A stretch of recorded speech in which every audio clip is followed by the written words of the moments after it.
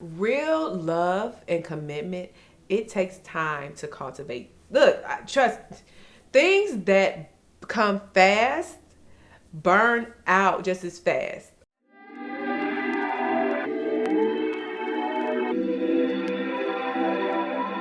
Hey loves, and welcome back to my channel. And mama forgot to mention, a place where I give you tips on dating, love, advice, etc. You know, the whole 9 yards, and how to navigate this crazy dating world. So you've met somebody and they have swept you off your feet and they are like everything you can imagine, let's say in the first month or two, right? So in that very short period of time, they are taking you on romantic dates. They're calling you all times of the day, maybe taking you on trips, introducing you to the most important people in their lives. I don't know, talking about marriage and kids and how they can see a life with you. Okay, so look, I'm thinking, when we get a home together, would you prefer blinds or shutters? Won't we have to be married to be talking about getting a home together? I mean, well, duh, of course. Okay, so we talking future in a matter of 3 weeks? Look, what can I say? A man who knows what he wants. They may even make things exclusive in the first few weeks. I'm just thinking, like, let's do this. Do it. A relationship? Don't you think it's a little too soon? I mean, we gotta start somewhere, right? Okay. Okay. Okay.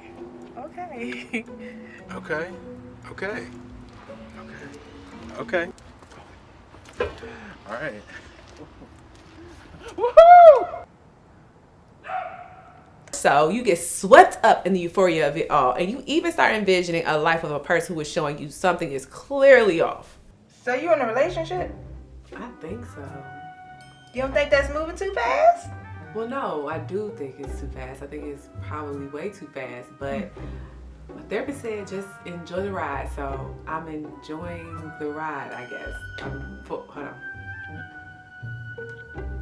Well, girl, this him. Let me call you right back. Hey. You notice, but you let it slide because you're just enjoying the ride, right? Secretly, though, you kind of waiting for that other shoe to drop, and you're kind of hoping that it doesn't until it does. It does so in such a drastic and abrupt way. It's almost like this person turned off a switch and walked away and never came back because they are a completely different person than the person you were just experiencing. Girl, I don't know. It's like literally, it's so weird. Like, he was the one talking marriage and kids and all this yin yang in the beginning. And now he is like literally cold. Like, I knew it was weird, but at the same time, I was like, you know, let's go along for a ride. Let's see what we get. No, I think he got too hot too soon and just as cold even sooner. I hate to break it to you, but you, my darling, have just been love bombed. So what is love bombing, you ask? Well, love bombing is the practice of showering someone with excessive affection and attention in order to gain significant control or significantly influence a person's behavior. The love bomber's attention might feel good in the moment, but I hate to tell you that it's rooted in manipulation. Today, class, in Love Bombing 101. Love bombing is trash.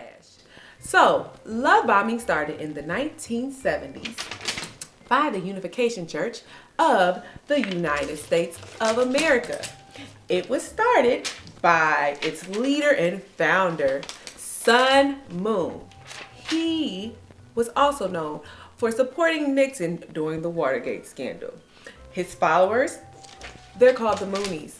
And you could probably find them in airports back in the 1970s, giving out flowers and pamphlets and being very kind in order to recruit you into the Unification Church. If you want to catch my drift just a little bit more, how about you check out the movie Airplane from the 1980s. Hello, we'd like you to have this flower from the Religious Consciousness Church. Would you care to make a donation? No, but thank you anyway. It's Excuse me, we'd like you to have this flower. Excuse me, sir, would you... Donation to the Reverend Moon? And I'm not going to say that they're a cult, but I will say that they're a little cultish. And that is all today for Love Bombing. So you've taken flight with absolutely no training. I mean, the sky isn't clear. It could be other planes up there. Y'all catch my drift. So before you go down this road again, or if you haven't been down it before, lucky you, you guys, if you're experiencing something or if you're experiencing a situation with a person that does not seem normal and it seems like it's moving too fast, start to ask questions. And the first thing I would say, ask yourself is this warranted? Where is all this love and affection coming from? Are these actions justified without the needed time and investment to put into something that justifies all the love and affection? And if by chance they say the love and affection is genuine, then you should still be worried because maybe they have a chemical imbalance. And number two, I would venture to say, ask the person, where are all these intense feelings coming from? And what is it that you like about me? I'm just curious to know. I can tell you what I like about you. I like that we both like Frosted Flakes. Because that's really all I know about you at this point. Real love and commitment, it takes time to cultivate. Look, trust, things that come fast burn out just as fast, okay? My mom always told me, if a guy is too hot too soon, he's going to get just as cold even sooner. And in my experience, that has been the case. And that way you avoid, like I mentioned in those last videos, giving the right parts of you to the wrong people. The beginning of a relationship, I would say that is the most important part. It's the part where you are vetting a person. It's dire because this is the part where you need to keep your wits about you so you can properly vet this person. I get it. It's the fun part. It's the honeymoon phase. But it's also the part where you should be listening, watching, questioning, and questioning again. If y plus x equals, no. If 1 plus 5 equals,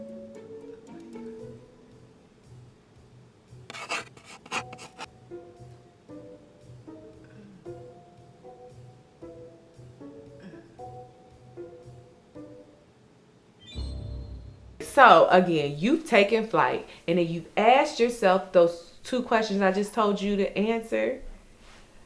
And if those answers don't add up to what they need to add up to, it's time for an emergency landing. So if you are a person who is swept up in, the euphoria of it all, that's okay. Now it's time to take a step back and start to gain a more sober image of that person. Once you gain a sober image of that person and you have decided, this is something I want to move forward with, you can then pull back from the gate, head down the runway where you're given the clear, you can gain momentum, and you're clear for takeoff. You guys, I hope this was good to you. If it was, please like, share, subscribe, visit the website, visit me on IG and Facebook. If you have any stories of love bombing, please share them below. If you have any ideas or topics you want me to cover, also please share that below. It has been a great time. And as always, you guys, until next time, XO. 5, 4, 3, 2. So much so, you get swept up in the euphoria of it all and you start envisioning a life. 5, 4, 3, 2. So much so, you get swept up in 5.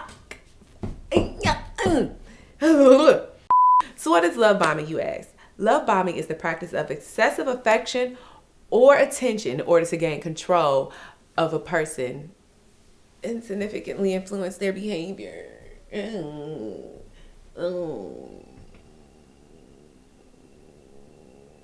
This is hard.